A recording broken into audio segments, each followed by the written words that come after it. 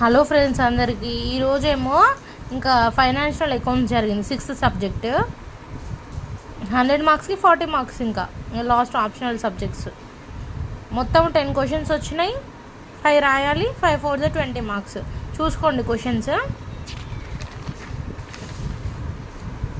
Next ఇది 2 మార్క్స్లో కూడా 5 ఏమో క్వశ్చన్స్ వచ్చినాయి 5 ప్రాబ్లమ్స్ వచ్చినాయి.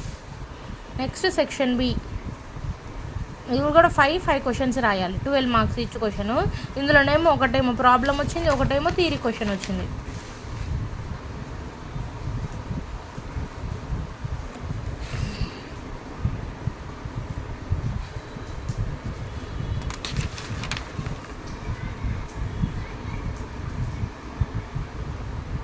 మీరు థియరీ నేర్చుకొని ఉండండి.